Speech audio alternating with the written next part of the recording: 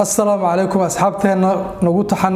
something online مركل كسر هذا 10 كمية 10 ردي أن إذين سو ديجيتري channel كان هوري وحنا وصو هذا اللي موضوعي كل دوان وحكم ذا إن كسو هذا اللي مر هوري إن واتساب إن كسو هذا اللي نوعيدي كل دوان وحنا صوشجني واتساب محلي هذا وحنا صوشجني جي بي واتساب وحنا صوشجني واتساب جولد ما أنت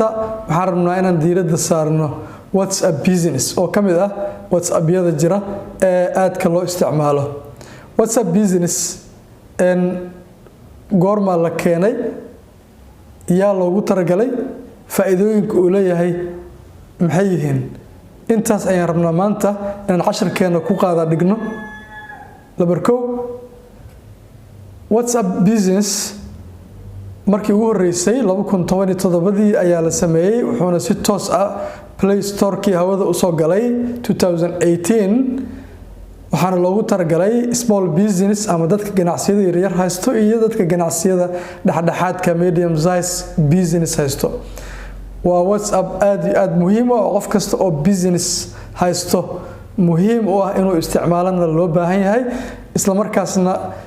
WhatsApp kaaga caadiga ahaa macluumaadka ku jiray aad u soo guurin kartid oo aad WhatsApp kan keeni kartid adiga oo labada WhatsApp mobile kaaga Android ka iPhone-ska labadaba ku haysto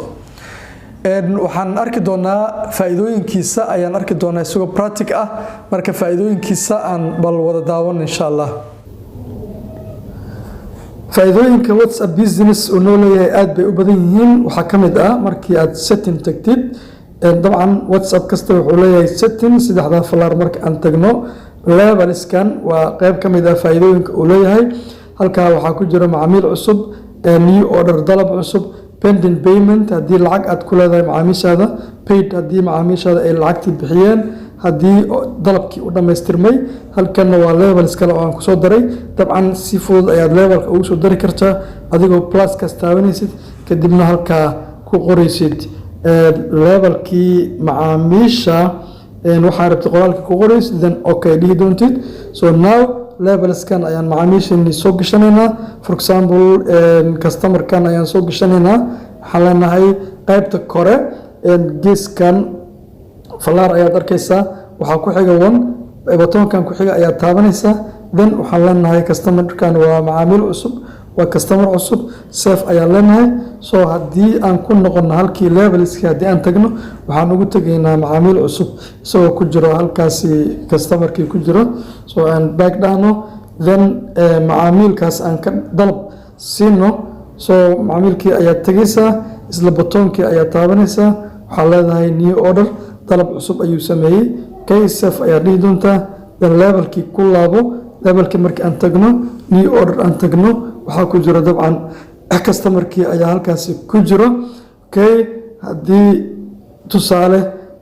macaamilkaasi wuxuu sameeyay lacag baan ku leenahay wali lacagtii ma bixinin pending payment ayaan gelinaynaa save ayaan dhahaynaa okay for example hadii macaamilkani uu lacagtii bixiyay isla buttonkii ayaan taabanaynaa paid ayaan dhahaynaa save ayaan dhahaynaa okay hadii macaamilkan dalabkiisa uu dhameystiran yahay isla buttonkii ayaan taabanaynaa order complete ayaan dhahaynaa save ayaan tagaynaa okay hadii levelski marka aan tagno waa macaamiil cusub isagii ayaa ku jira waad arkaysaan new order dalabkii cusub uu ku jiraa okay pending payment lacag baa lagu lahaa paid wuu bixiyay macaamilkaas complete orderkii ayaa ku jiro customerkaagii ayaad sidaas si fudud ugu soo gashan kartaa faa'iidooyin kale oo leeyahay waxaa kamid ah in aad tagi kartid setting markaad tagtid business setting halka ugu sareyso profile-kaaga ayaad gashan kartaa business profile halka ayaad ku qoran kartaa macluumaadkaaga iyo business-kaaga okay waxaad samayn kartaa statistics ayaad tagi kartaa waxaad arki kartaa tirada message-yada aad dirtay tusaale ahaan 3164 waa message-yadii aan diray